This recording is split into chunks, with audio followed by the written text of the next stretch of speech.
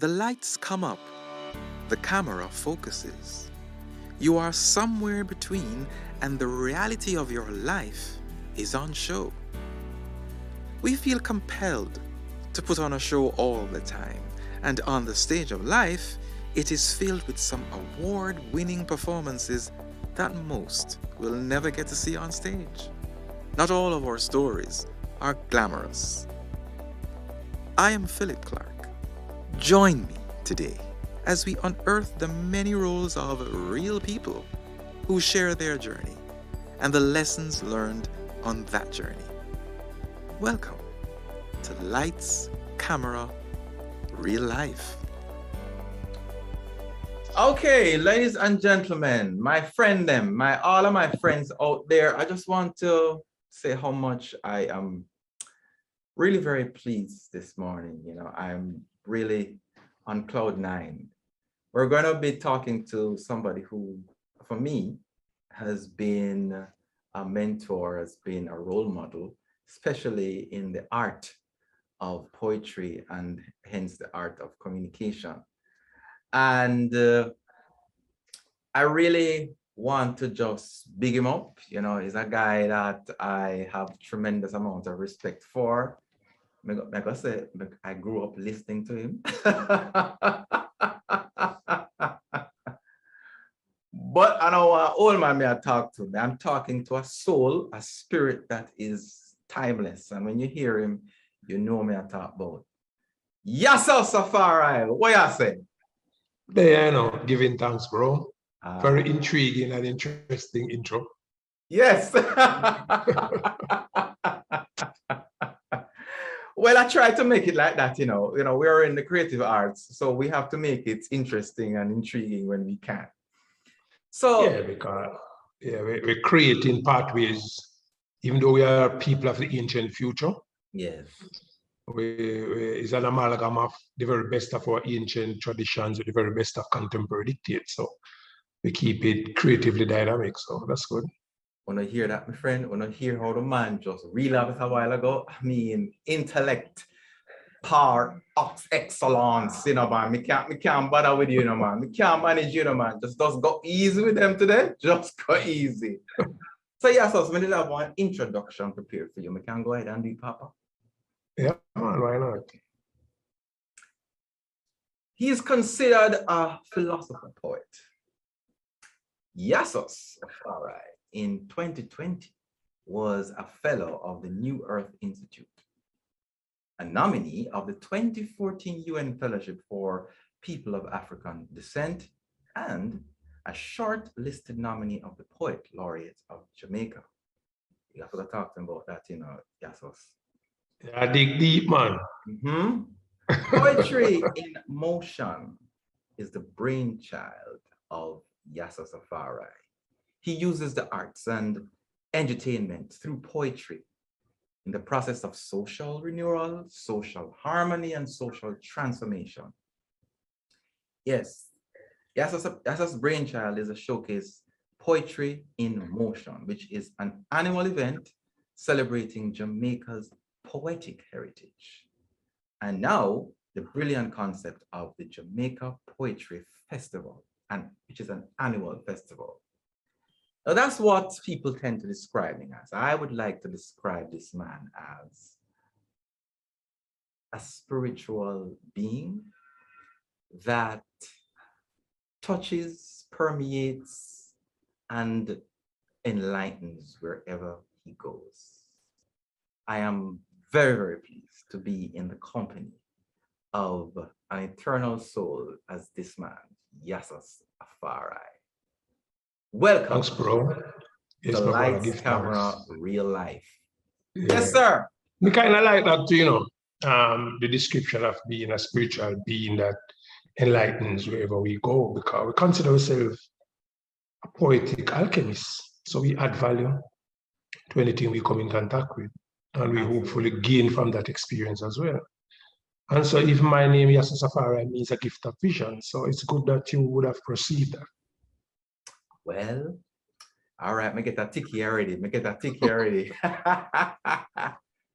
I want to get into the man, the life of the man, Yasus, because when we first connected, well, when I first saw you or heard your voice, I think I heard you before I saw you. I think I heard you on radio, and then I saw you. And I said to myself, there's something about the essence of you that it not just perks my interest, but I find the word real is what comes out at me, the word real. And I don't think it's by coincidence that you're here on this podcast. Well, I've always felt that who you are in your presentation, in your performance, is who you are in real life. And I said to myself, this is somebody I really would love to meet, and a long time coming. One day I heard of your book signing. The book was called Vocal Ink. Mhm. And I came up to you and bought one of the books, and I asked you to autograph the book. And you don't know how special that was for me. That was a very, very special day. And I want to start off by reading a poem from the book. It's entitled, You Are. You are what you are. You're who you are. And who you think you are. You're more. You are more. You're more than what you are, and far more than who you think you are. You're a present. You're a book. You're an answer to a lost question. A question to a lost answer. You're a question. You're an answer. You're a key to a closed door. You're an open book. You are more. You are. Yes, you are, and more. This attests to the literary creativity of this man. But Yeah. I want to talk about that, the sentiment of that poem and how you came to that perspective. You grew up in rural St. Elizabeth, in a small town. Tell me a little bit about that. Well, firstly, it's a very intriguing choice in terms of what you read just now, for many reasons. Well, we just try to answer your question directly now. No, man, go ahead and tell me how you feel about it. No, well, we just say it. It's intriguing for many reasons because it encapsulates how I perceive myself and others. In terms of if you read Kybalion, you know that nothing is absolute. Until you become absolute, you become obsolete. And so there are two sides to the book. You know, there's the visible and the invisible, audible, the inaudible, the manifested, the unmanifested.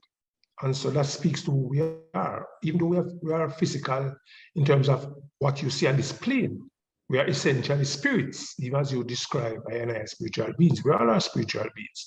So essentially, we all are invisible. And what is the permanent thing about us are not the things that are visible. They are the things that are invisible. So essentially, we are spirits having physical experience, not the other way around. So, you know what I mean? There was a lot of sentiments, a lot of my philosophy and perspective embedded in that piece that you chose. Anyhow, I was born in a little community called Hambleton Town. Actually, Hamilton Town, because my mother parents are Hamilton. But true to the St. Elizabeth vernacular, we call it Hambleton Town.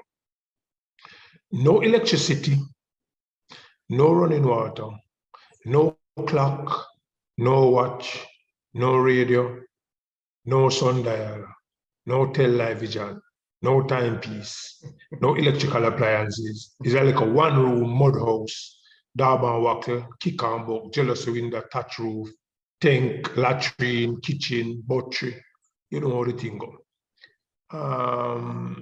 It was quite interesting, really. And I find it so interesting, I was born in a thunderstorm. So much so that, you know, it get foggy from morning, lightning, thunder, rain. And so when my time come for born now, them send for the lady, the midwife, Miss Katie. And by the time she reached, people don't really understand if a Monday or Sunday. And so what happened, I was told at age 12, when they're ready for register, them say, but we don't know which day in born, cause da da da da da. So there was a debate in the family, and my grandfather intervened and said, all right, we don't do the long argument, now let's give him the new day. Which I found very instructive as well, because if you notice, I referred the idea of an ancient future. I like to see myself, I see us all, what we subscribe to that concept of we being, beings of the ancient future. Because that which was is that which is and that which is to be. You know what I mean? And we are essentially product of prior manifestation. In other words, we were before we were manifested. And so some of those sentiments embedded in that poem that you chose a while ago as well. So for him, for said, my grandfather said, all right, don't the argument, give him the new day. So essentially, I could have easily be from the old day. Yes. And I could have easily be born on the old day. Yes. But irrespective of that, give him the new day. I found that quite interesting as we grow up and learn about the story. One of the important thing about that story again is that one time I was 12, I was going to school. I'm going in the mother room like I normally do in the mornings and, bless her up and tell her bye and thing, and she give me a guidance. And I said, Mama, tell me what day of the week I was born. That was how I knew this story then, from 12. And she told me. I said, so Mama, what was happening on the day that I was born? So I learned about the lightning and thunder scenario. So I said, so Mama, why you give me the name that you give me? And she explained that to me. I would like to tell you, that day was a pivotal point in my life. Because by the time I started going to high school now, once we learn about lightning and thunder, we get intrigued. So I learned from early how lightning and thunder work on many different levels. And I interpret it as the audiovisual twin, light traveling in a straight line, sound traveling in a wave, a sine wave. So one slower than one, but essentially they are essentially the same, sight and sound. Like when you hear a man say, you see what me I say. That's interesting as well in terms of language. And so even in Ethiopia, in Amharic, it's one word for both lightning and thunder. That's mabrak, not two different words. And so when I started writing poetry, I kind of refer to that as being the audiovisual twin, because you hear when we song it, when you write it, you can see it, Yes. So your mother gave you the name Yasus, or your mother gave you a name before that? No, my mother gave me the name John. Okay, so you were asking her why she named you John. Yes, and John gave I the name Yasus Afari. So it was an interesting story. I'm going to the depth of them, like a whole heap of things, But anyway, I have a brother who is 4 years older than I am. My mother got this inspiration to name one of her children John. So the two boys are the last two, so she has 4 children. The first two were girls. So if you ever have a child, she will name him, a boy, she will name him John. So when she have my brother now, who's 4 years older than I am, she will give him the name John, and my father wouldn't have it. So 4 years after, by my father was in his early 60s. My father was born in 1893, Oh. Which is interesting. Very. Very interesting. And so when I know for the age differential, because my mother was in her early 40s at the time, that my mother feel empowered, because maybe it's now or never kind of situation. So she decided to give me the name John. My father ended up disowning me on the basis of the name. So if he named John and Afindi. So my father wanted to name me something like Ventura, because I'm one who lived in Cuba for some time. Cuba. And a bit intrigued with Fidel Castro and the whole works. As a matter of fact, they used to call my father Castro. I see. Me never see my father outside of some animal Clarke yet, And so he seemed to have been a bit upset, and it never happened. Until maybe I was about 10, that, him come back to him senses. So what happened is that I had that So an it sounds intrigue. to me that you were born into a revolutionary type environment. I mean, with your father, it sounds to me as if you're even born into a forward thinking, even though, I mean, everybody wasn't so educated as we call it educated, but there's a sort of forward thinking environment that you were born into. So I don't, it's almost as if the way how you speak now and who you are now is no coincidence. Philip, I wouldn't have looked at it that way, but now that you say it makes a lot of sense. And maybe there's that consciously never view it, but yeah, I mean, the information is there. My father is a philosopher and is a deep thinker. He's a man who spent a lot of time by himself.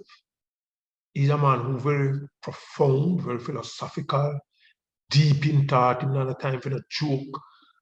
And my mother now, on the other side, my father was about 6 feet, couple inches tall, and 200 and enough pounds.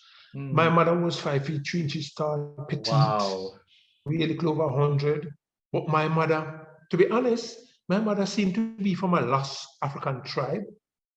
They are very small. They're from a queendom of women who are hardworking and feisty and plat straw. Due to my research, I come up with that. Okay. And so my mother was a strong, feisty, kind, loving, hardworking woman, no pushover. Was never got no big old school, but brilliant beyond normal. And so, yeah, so we grew up in an environment whereby we were supposed to be impoverished, but we weren't. We were wealthy in terms of our resourcefulness, in terms of the dignity, the pride, the credibility, the resourcefulness, the turn your hand make fashion, the feisty independence. My mother, again, the emphasis she placed on education, remarkable. And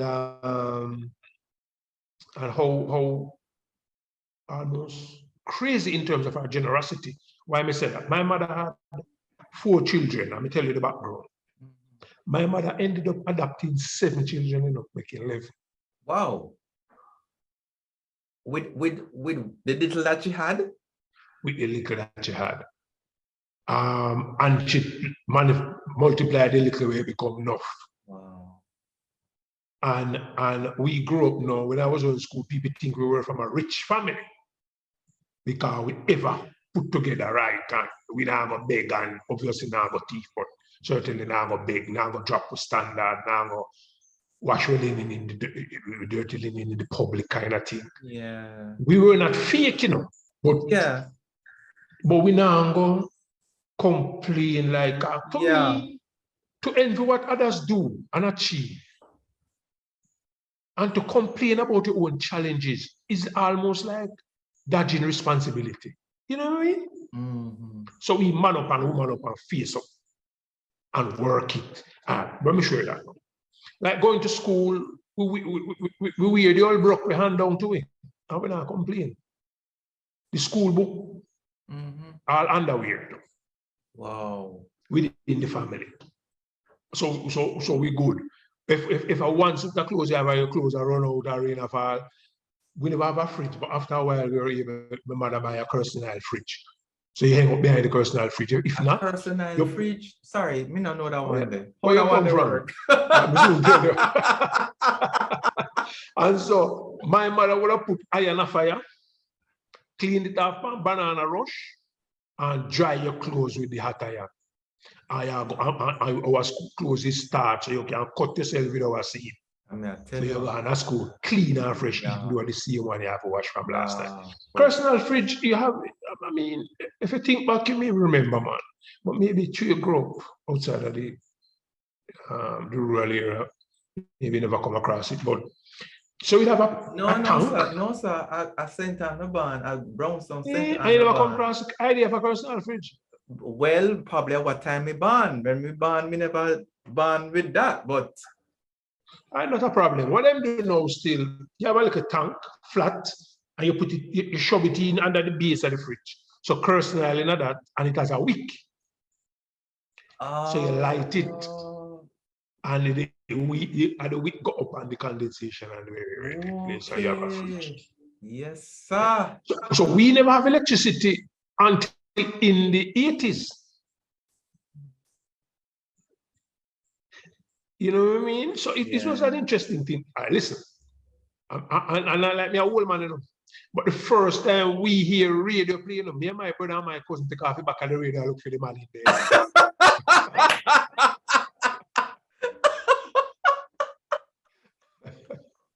Say it again. Say it again. No, so I tell you, man, and look here. Not only that, you see the first time the aircraft fly over our community, everybody depending on the air praise the master God come people. Yes, sir. So, For real? I don't make it up, I tell you. I'm from a community called Hambleton Town, as me tell you. Well, it's like an African village, you know. People close-knit, but people survive off of subsistence farming. Everybody have a pig type and a tree or two. They have a goat tie out. They have some fowl around in the yard. The fowl them lay egg. You know what I mean? Who not do local farming, go and market or, you know, it's real hard work. And you know, so essentially people them kind of feisty and cockatty.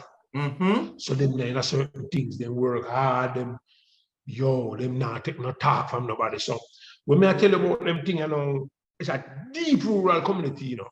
When I tell you, all right. It's when I go states, my brother.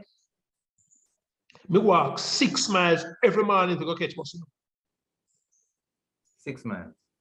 6 miles. So that's 6 miles to and back, or 3 miles to and then 3 miles. 6 miles go and 6 miles come back. So about 12 years ago. People who know me know me from early. When all me I got cars and even after cars, you know, me sleep like a child, you know. Hold on a second there. Hold on a second there. Not go so far so yet. Ladies and gentlemen, my friend them, we're talking to philosopher, poet extraordinaire, a national icon. Yes, I would like to call him a national icon, Yasus Afari. And he's talking about his humble beginnings. And I substitute the word humble for his special beginnings, because you see, everything that we go through seems to be what makes us. It's essential to the fabric that makes us. And this is why I love to hear stories like this. So Yasus, you said you walk 6 miles to school. That is Stets, St. Elizabeth Technical High School. And 6 miles back home. That's 12 miles. No, hold on. Before that, I attended Junction Junior Secondary School for a year. So we were the last set of students who did technical entrance from Junction. So we beat down the 6 mile sentence the two before States. Oh. So me just said that, but not only that. When we walk the 6 miles, then it's a catch cap bus or Robertson bus for travel another portion of distance by the bus. So we have to wake up like 4:30. So that's a high level of discipline, though. High level of discipline, yeah, I agree. And commitment. And you can't shirk your responsibility because we mother police you that way there. Yes. And when you come home for the little work at lamplight, you have to work with you.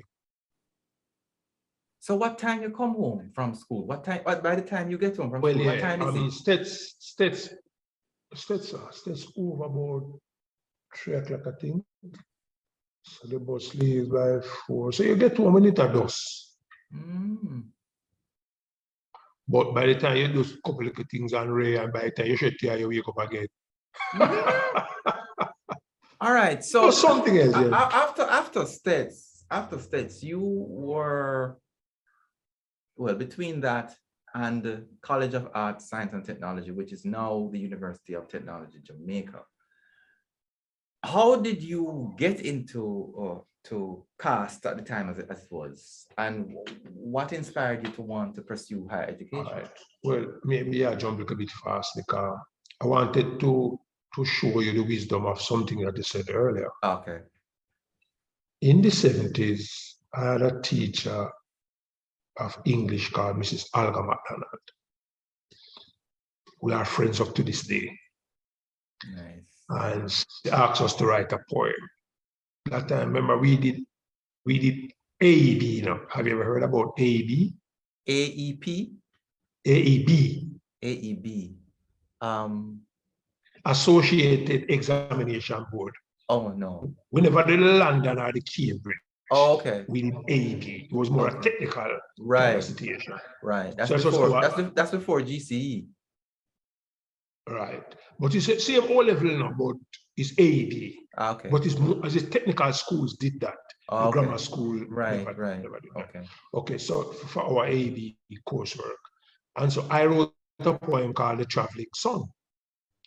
So just as you say, your environment help create the perspective of your thinking.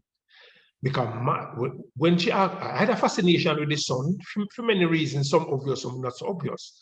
Because I remember when we come from a bush capital, you know, we used to put blinky and penny wall in a buckle to make our flashlight at night. So. Yes, I know about that. So, right. So we had a fascination with the sun. When we see the sun rise, a morning time, we go warm sun. You ever hear the concept of warming sun? Yeah. Right. We cook. I make sure I come forward to that later, because that is a very profound practice. Remember, let's interject it right here. That's actually, your pineal gland is a solar battery. It's a solar battery. Yeah. So the idea of warming the sun is an idea of energizing your pineal gland. We can get forward to that. My research lead me to that over years. Yeah. So so I wrote a poem called The Traveling Sun because I had a fascination with the sun and with elements and the natural environment. And she read the poem to the class and said, "This is a very good poem. You must continue writing." So I was a recipient of positive reinforcement from that perspective. Absolutely. And so, when I decided to pursue poetry. And that's a point there, Yasus. That's a point there about teachers encouraging their students from a very early stage. Whenever you see students, expressing that kind of talent, whatever it is, it's so important for students to remember, because you remember that, and that's how many years ago? You remember that, and not only that in the 70s, but for in the 70s, but for boys to recognize a young man doing that kind of work and to encourage him, that's also very exactly. That's why I say we make the point, say that woman, we call her a poetic mother. She called me her son, Because I say one of the things that was interesting, it's a technical school, boys kind of weak on English. Correct. I was not considered a weak English student by the standards in the class. So I was one of the top English students. So that was interesting for that reason. And so that poem that, as you said, me not only remember, me hear her voice still ringing in my head. You must continue writing. You must continue writing. You must continue writing. Wow. Like, one of my sayings is that if you're not right or wrong, we write to make things right. We write to rewrite history, burn illusions and fantasy, and create our own reality. So what she did then was like, is like a psychic imprint. So anyhow, after States, I got to work with Jamaica Telephone Company in Mandeville. So I was a telephone technician that worked inside the test center. So we would run tests on the telephone lines, both the simple one as well as the PBX the one with the switchboards at the Alpart and Alcan and Alco and the bigger companies. So we worked in central Jamaica, more specifically St. Elizabeth, Manchester, past Clarendon, basically. And so we would test the lines and allocate technicians to go out and repair. We'll test with the cable people and the repair people. So I published some poems in the school magazine at States. And then when I was at telephone company, recognizing some of the things that you learn in school being applied in telecommunication was an eye-opener for me as well. And that was when I discovered the word telepathy. Because many people don't remember or recognize consciously Telepathy. Telepathy is older than telephonic. Mm-hmm. We are telepathic beings. Is when we fall from the powers and practice the necessity become the mother of invention. But we are telepathic. So what happened is that that was again fascinating. And so, it found that those kind of thinking found a way in some of my poems. So I won't even tell you some trouble when we get in. I was like a bit inquisitive, fascinating. And feisty. Eh?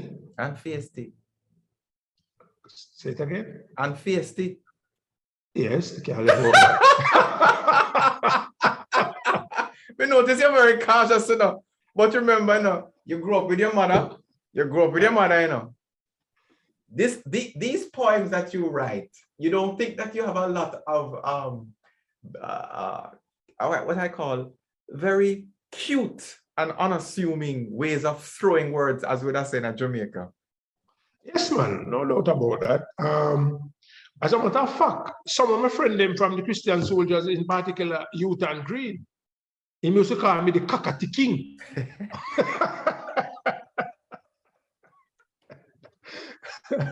But I'm not a rude person. But we not take prisoners, we not take talk. Mm-hmm. We call it a spade. We don't necessarily need to be politically correct when it's not an honorable thing to do. So we defend with credibility and with integrity with all we got, essentially that constitute the bedrock of what we are and what we have. Yes. So we don't really take kindly to that being challenged in any unreasonable way. Mm-hmm. And so those vibes found their way in the poems. And so we got an inspiration. Maybe it's a vision you could call it. Because I was involved now in the union. And that's why I say I wouldn't tell you some of the problems we get in because there were some challenges. Is the union at Cast? No, man. At telephone company. Telephone company, right. You know how they work as unions. Yeah, man. Oh, okay. Because me help negotiate some cases. And the man said, run out, and you should be the union delegate, man. Mm-hmm. So, I think we need to go there, so now. But me get an inspiration still, and I was a member of the credit union. And I applied for the very first Jamaica Cooperative Credit Union Scholarship. And I got that scholarship. We used to study telecommunications at CAS in a part-time way. And then I applied for that scholarship and became the first recipient of the Jamaica Telephone Company Cooperative Credit Union. And so we studied industrial instrumentation. And interestingly, we became involved in the student union. So I was the vice president for the CAS student union in my time as well. Right. Because you see, I got the inspiration to leave telecom company and go CAS, and I go find a pathway to lead me through life. So I think it maybe would have been the union thing. Because the thinking was that you go back with telephone company and okay. So let me ask you a question. You just said a while ago you got inspiration to leave telephone company to lead your true life. What would have been in your mind at the time your true life? How did you, why did you feel that, okay, this is what I want to do? And what was that thing that you say you wanted to do? Yeah, to be honest, I must say I was at that time, I started working with telephone company in my teens, So we never quite sure. We think of engineering. At some point, it may like marketing and radio and television broadcasting technology, but after a while, we settle into engineering. But then, you would not go find engineering to lead a true life. Engineering, I go study. So I wonder if there would be an additional thing that maybe union life, because them did a boost me up for union thing. So that's why I maybe ended up that. But here is what is interesting, my brother. I had a girlfriend at the time called Twiggy. I don't know if you listen to the poem in the Poetry Can. Yes. When I say your girlfriend Twiggy left me. Yes. Right. So Twiggy used to type the poems then. So maybe I wonder still but at the time I never think poetry is something that you could have really seriously do as a profession. So I never put much score on that. So I wonder at the time, say if I go write short stories or whatever, but I never put too much score on that. But after we started while I was the vice president is responsible, as you might have known, for cultural and social activities on campus. So we started doing fundraising events. I was the first person who make a profit at a freshman fete. A peer hustling going on the freshman fete. We make $30,000 profit in the 80s. Wow. We lose some friends, we regain them after a while, because them learn to respect it. Because most them did consider me as a kind of a radical, like. Some man figure say would have joined the hustling thing with them. But because I was on a scholarship, I have a few little dollars. And I make sure I have my billfold. My friend them will come, I buy them a drink. First drink or two. And when them come, I say, yo, I'm going to powder people now, brother. You know, see out of my wallet. Man, come support the barber. We're going to make sure say this thing work.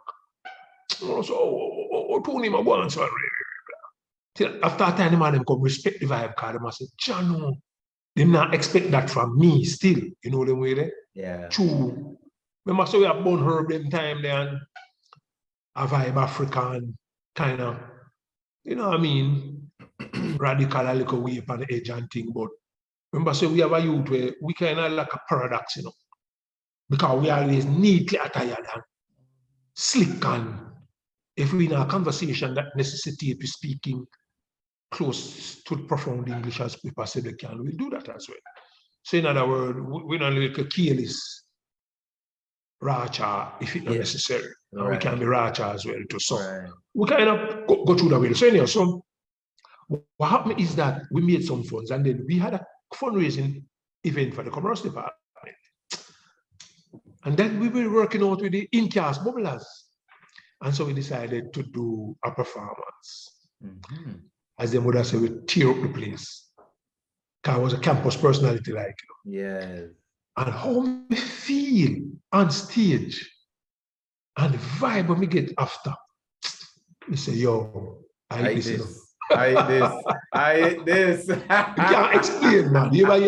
I studied sociology, So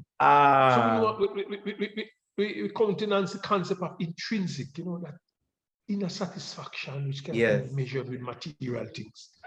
And so the feeling that we get, it was euphoric. It was almost like transcendental. I understand perfectly, my friend. I understand perfectly. It was a vibe, man. You can't explain it. Like the first vibe. So that was like, what you call it now, the aha moment. Yes. How did you now change? How did you change your name from John Sinclair at the time to Yasus Afari? What accounted for this name? All right. I'm going to give you the short version. That is one of my most profound experiences ever. So by that time, my mother gave me her bedroom. She get rid of most of the 11 picnic them, if not all, So the house scanty. And that very same room that she told me my name and what was happening on the day me born and so on. So those memories would have been a little bit more profound in that room. So I had an experience whereby, my friend listens as them still, but it's almost like I was in a conference and I was the only person in flesh in the conference. I was like in a conference of the spirits. So I was given the meaning of John, the meaning of Anthony, my own meaning of Sinclair. I was ushered through the idea. John means God has shown mercy and favor. It was used before the birth of Christ. It is from Hebrew makonen. So I was given the outside of engineering and mathematics and the judiciary and language, I was given the meaning of mercy and favor. Can you remember? Evil is a tolerance which good itself allows. Go again. Evil is a tolerance which good itself allows. So that good can manifest itself unquestionably good and unchallengeably good. If you look at engineering, for example, you have clearance, allowance. In a maths, you have approximation, you have plus or minus, you have error. In the judiciary, you have mercy, pardon. In every discipline of life, you have that idea of good error, and evil. of good and evil. Bad and good, yeah. And when you look in Jamaica, them say when mercy and judgment come, to me that's profound. However, mercy endure forever. So that's not a contradiction, because energy cannot be created and energy cannot be destroyed, but can only be transformed from one state of existence to the next. So in order to mercy endure forever, it have to be transformed. And in this meditation that I was in, it transformed into vision. And again, Jamaica said, give us vision lest we perish. And if you see the connections, No, you know what I realized though is that you analyze a lot of spiritual things or a lot of things that are through a very physiological and biological, sometimes chemical explanation.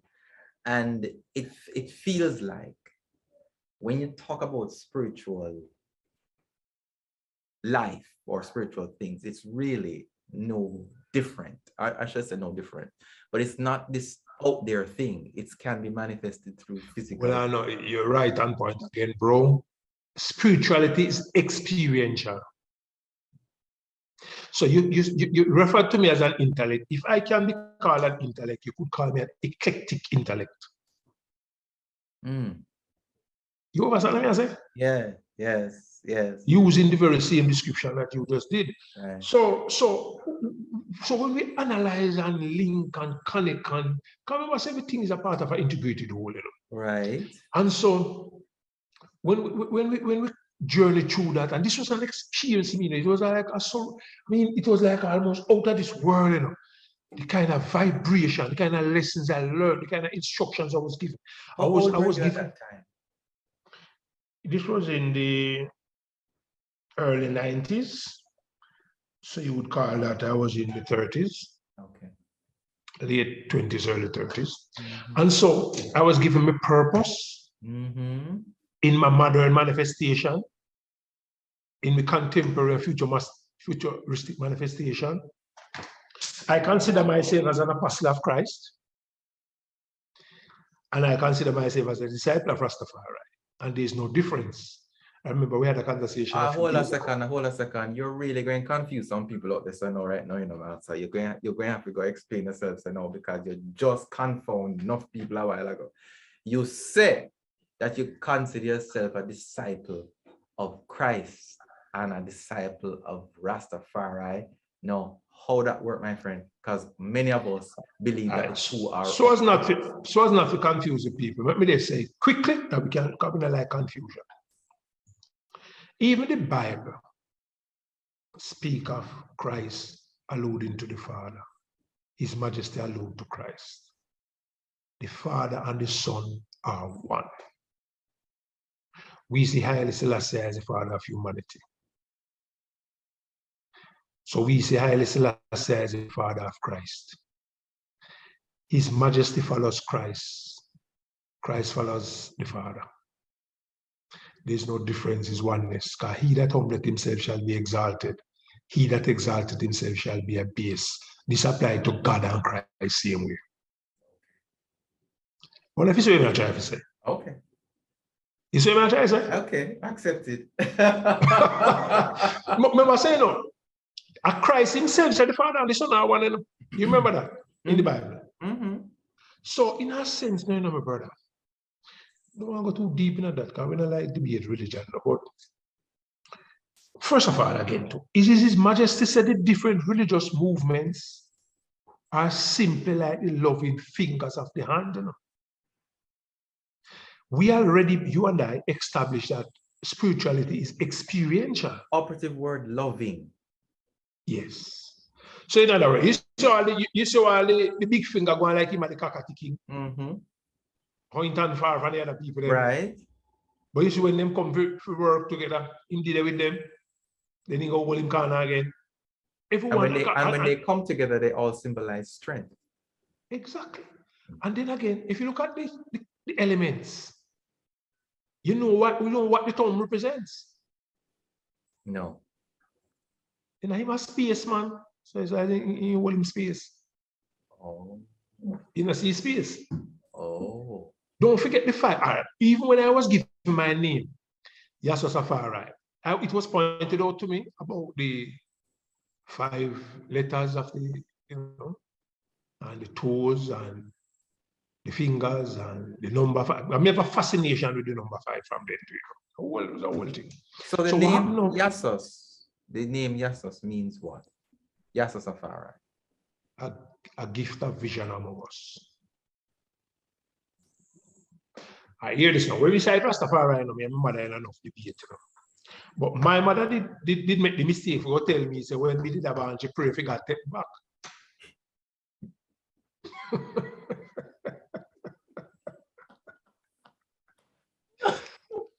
My mother said there was a thunderstorm outside, but there was a thunderstorm inside the house. Aye. Cause me come down with card on my neck and everything, my mother to remove her robe. So me said, then mom, ask God take me back. She said, yes, so what? Me say, so God answer your prayer. He said, what do you mean by that? Me say, God take me back and give it to the people. If you see me, I try to say, Yes. I'm with you. Then if a mother in Strasbourg pray for God, take back this child. They will say, then God not answer your prayer, man. He never take me back in terms of maybe you that things if you go back where I come from.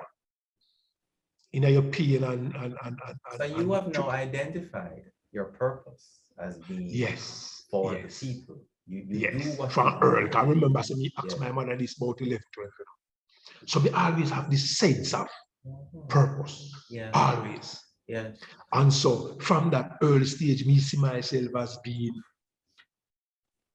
a gift amongst my people. Yes. And my gift is vision. Yeah. Remember, in terms of the lecture that I got when we get the name, vision is really mercy transformed, Mercy transformed. Yes.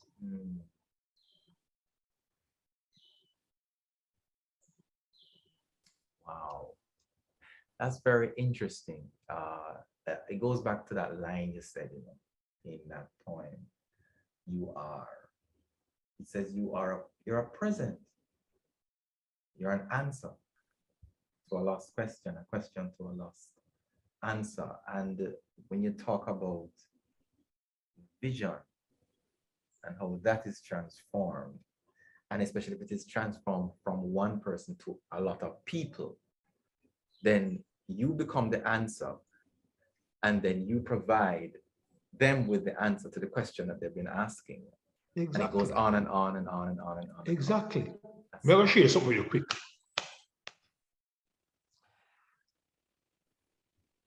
When the delegation from Jamaica visited His Imperial Majesty on the 21st of April 1961, my mother was 5 months pregnant with me.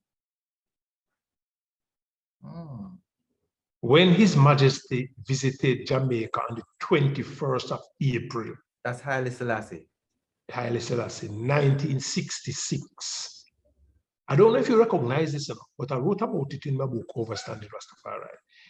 His Majesty was invited to Jamaica exactly 5 years before he came to Jamaica. He was invited on the 21st of April, 1961, and visited Jamaica on the 21st of April, 1966. So His Majesty visited Jamaica exactly 5 years after. And when His Majesty visited Jamaica, I was 5 years old. When he was invited, I was 5 months old. Listen, we can't get into them story we didn't know, it will take forever. You know? But you see that experience which I had, I was given the name Ras Johannes I Yasus Afari Selassie.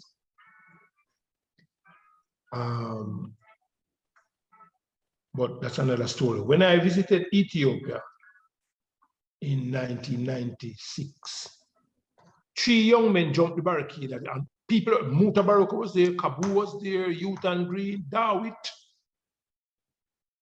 Honorable. They built them, jumped this barricade at the stage and said, you are the Apostle Johannes, the favorite apostle of Christ. So we find that very interesting. And I actually visited Ethiopia in the year of Johannes and the day of Johannes. That's interesting again. Now, when me assess still, you know, my brother.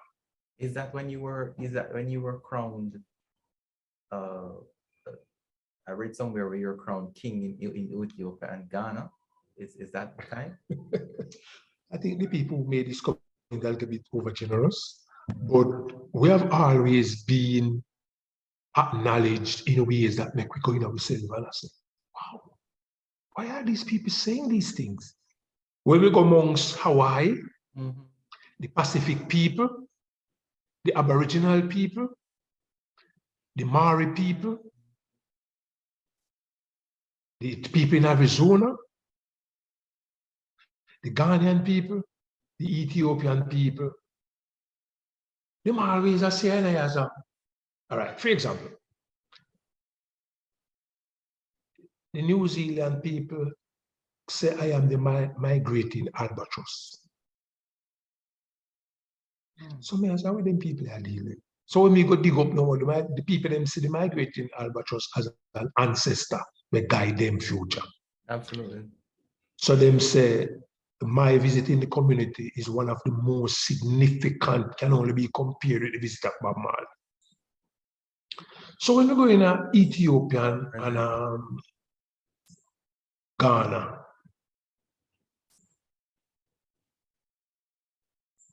them see I as a son like a some Asian spirit, Asian soul returning, you know. The Mexican people, Kanekaito,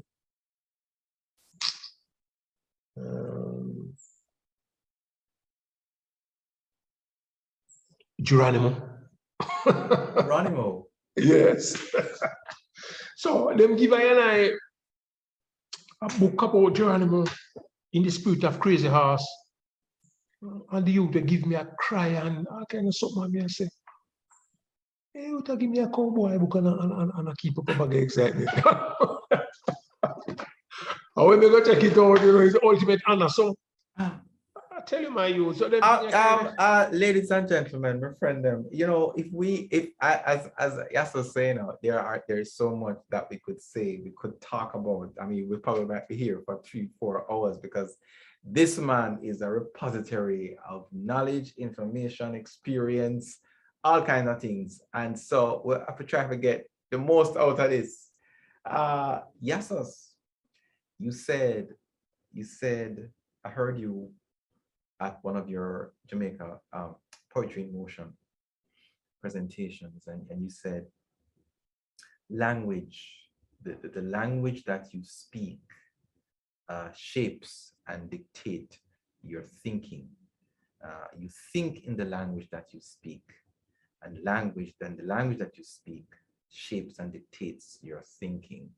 And you're a man of words. You're a man of not just words, but you skillfully and potently craft language in such a way that, I mean, it excites the mind, but it also excites something deeper than that. Miss Lou, you describe as a hero. How influential was Miss Lou in the journey of you becoming this massive poet, and just how what language means and should mean to people, especially a dispossessed people like ourselves? Right. Maybe not as directly influential as one would have thought. However, in terms of an indirect way, I never know Miss Lou until I was instrumental in the invitation of Miss Lou to Jamaica at the Emancipation Park. Not many people know that, but that is true. So that was only the first time I meet Miss Lou physically. And I gave her a poem, Patois Talking, which she inspired. So I consider Miss Lou as the neuro-linguistic mother of Jamaica. As a matter of fact, when we said this to Fabian, Miss Lou's son, he almost afraid of me until it took him a couple of years, he never afraid of me again. Come here to him and say, you see Miss Lou? Miss Lou, I'm Mary, the mother of Christ, Hold up. Yeah, I know, right? I know. but look here. Here, how we come to that quickly. We are the people who were crucified on the international cross of slavery and colonialism, and we were burdened to the sepulchre of death and captivity, yet we refused to die. And we became the only holistic and authentic and indigenous response to the crucifixion of colonialism and slavery. And we became the children of the Black resurrection, breathing new thoughts, new hopes, new perspective into the temple of the family of humanity. We are the people, Christ Joseph. You think in the language that you speak, and the language that you speak shape and dictate your thinking. Language is the currency of your mind. In other words, just like when you have the currency, the dollars and the cents and the pound, you call it currency. You transact for the economic health and well-being and the fiscal reality of a people. The language now is a currency of the mind, and the universe is mental. It's not by accident that every colonialist had to cut out your tongue, literally and figuratively, to control your mind, to control your thinking, to control the heavens, to inhabit and demon possess your mind so that them can control you. The highest form of governance is mind control. And language is an indispensable tool of mind control and predictive programming. So you see where Miss Lou, sorry? Go ahead. You see where Miss Lou do for Jamaica? Yo, Miss Lou is like a nanny, you know. If I never Miss Lou pen, you know, with I M16 and AK-47, Miss Gosling, you know, to the work where she do, you know. With her pen and her tongue, you know, her tongue is a pen of her writer, you know. She disarmed the colonialists, them. She empowered the people, them. She drag up the society, them. And so what I do? And she used laughter and disarm them. Yes. Yes. But Mr. No comedian, Mr. Revolutionary. And I should use that and give the people in my life. Like, Jamaica people, they even fully know what Miss Lulu for them. Don't take them time. So in a sense, for me directly, I'm a recipient of that power when Miss Lulu give that people. Because you see, language is a tool of down pressure. Language is one of the most essential tools of your reconstruction and your reassertion. You don't have no choice.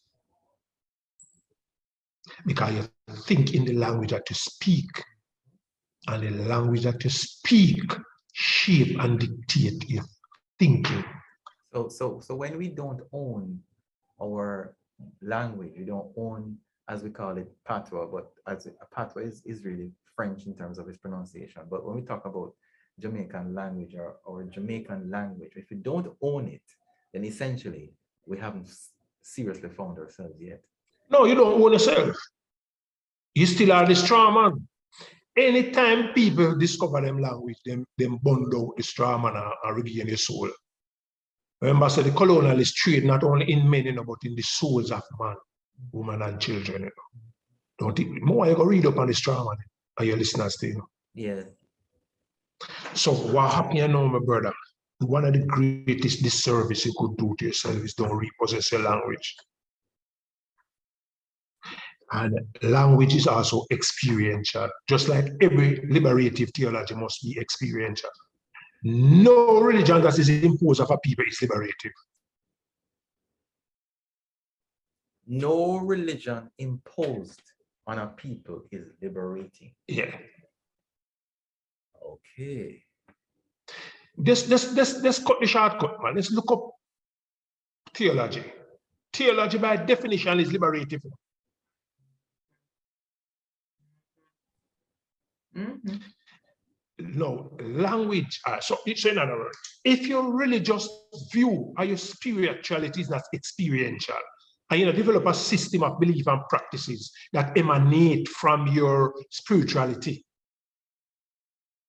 or in the same way, language, if your language is not experiential, if it not emanate from your experiences, then it is not empowering or liberated.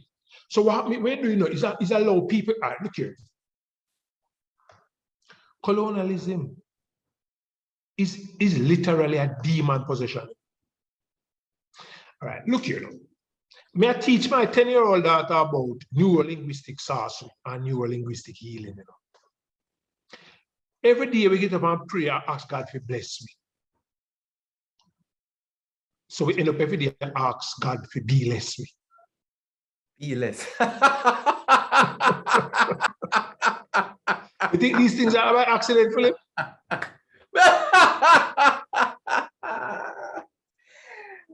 Yasus, no, you mash me up, man. No, listen, my brother, listen to me. Less. Listen to me, I said to you. More or less, listen to this from the eloquent. Go on through. Neuro. You know physics? I did physics. Yes. All right. You ever do the method of magnetizing a non-magnetic material through the single and double stroke method? So you ever see them get the machine filing or the file dropping from the grinder, right? And then put it on a template and subject it to vibration, right? And it configure the filings in a particular way. This could be equated to the neurons of the nervous system. Every thought, word, and deed reconfigure your neurons. Okay. You understand what I'm saying? It goes back to, as you said, you think in the language that you say. Every thought, word, and deed, and your actions as well. Nobody would even reach you to say it. Every thought, word, and deed reconfigure your neurons. Well, some people will argue that a patois, you know, is chatting bad, and patois is what influenced violent and negative behavior, especially when it comes on to dancehall music. What is your take on that? Hogwash. It's hogwash, because if you look, the English language is not as true and not as real. It is hyper-rooted and pretentious. Our language is more colorful, more real, more honest, more picturesque, which is the important thing, because language is meant to create mental images so that can take you to live the experience which you articulate. If I could have shake your hand, I would have shake your hand right now, Yasus. I mean, that was like boom, right. That was excellent a while ago. Excellent. Yes. So we don't listen to what they say because we know better. So remember, so when a man say you see, Philip, you see. When me say, that's epitomized language, you know? So in other words, when we paint the experience, We bring you to the place that you can smell where we did that smell. Yeah, that's true, man. That's true that. You can feel, you can see, you can nothing left. That's true The that. closest thing to the real thing. And that is Absolutely. the real purpose of the thing. So Absolutely. what happened there, my brother? We talk about neurolinguistic search and neurolinguistic healing. Now, let me share something quickly with you, your listeners. It's not by accident that me call my book Overstanding Rastafari, Jamaica's Gift to the World, you know. Part of the neurolinguistic healing. You know why our people end up hate themselves, and hate to liberators, and love with oppressors? Because they are called oppressors. Emphasis on the word And up. that bring a subliminal messaging we suggest to you that your dung pressers are lifting you up.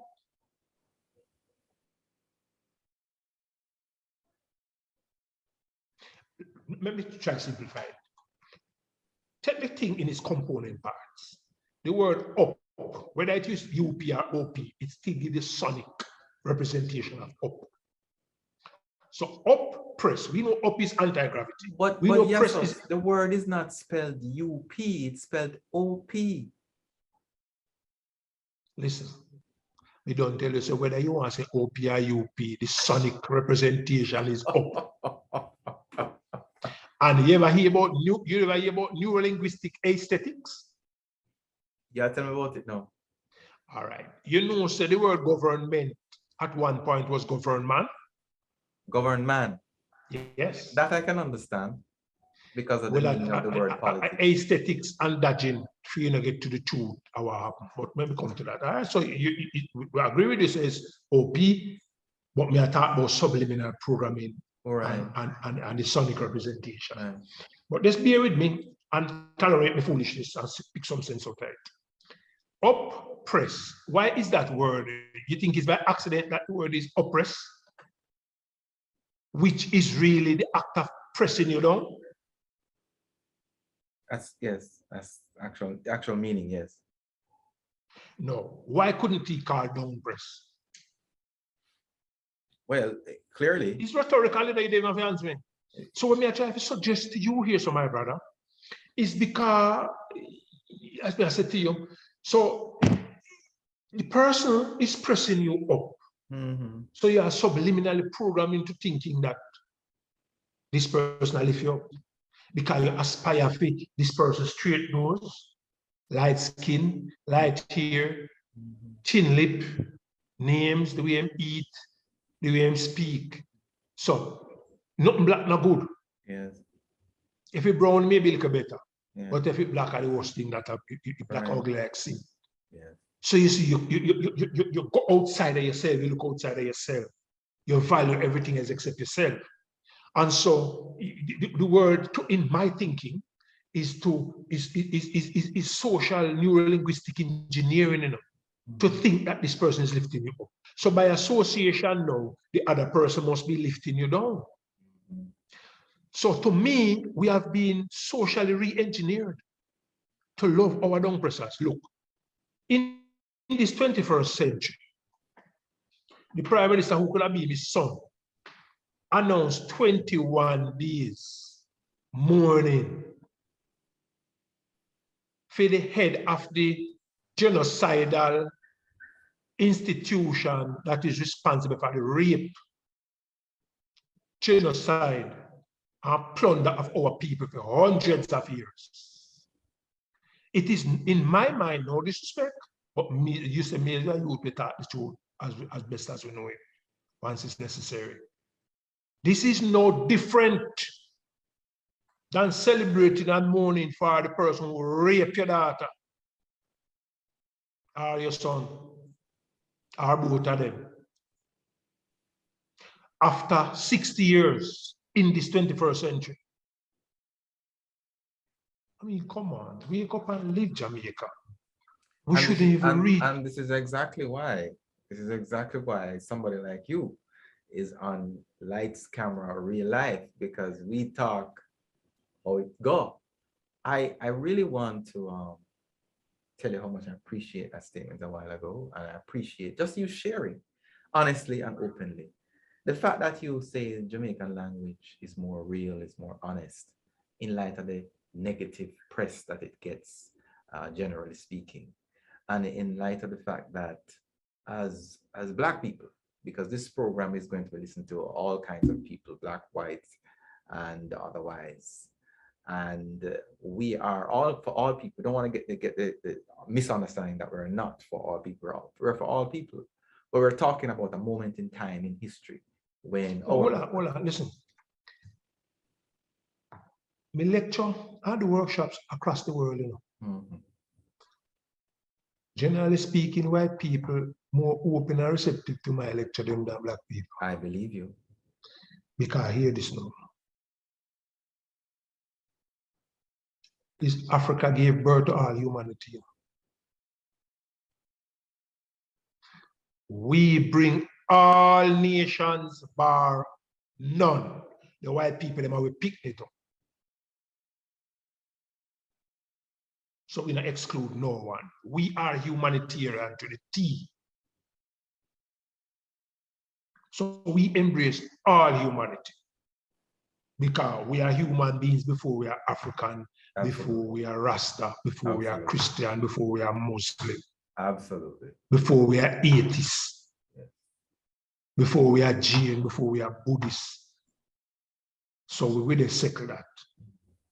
And people who are really familiar with my work, they know without a problem. As a matter of fact, the idea of black and white is a conspiracy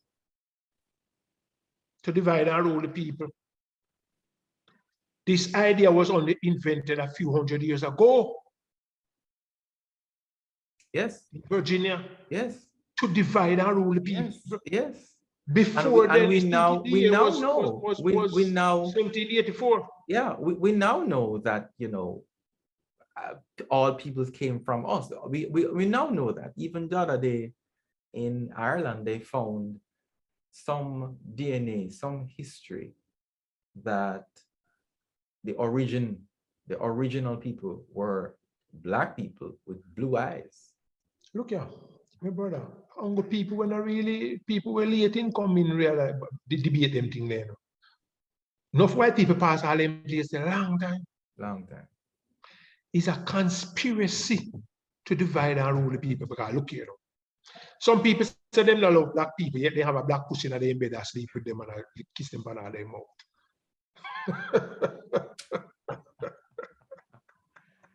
So you see, the black them not really love them hate and use excuse. You say they like white, but you have a white poodle asleep with and eat out of your plate with you. Yeah.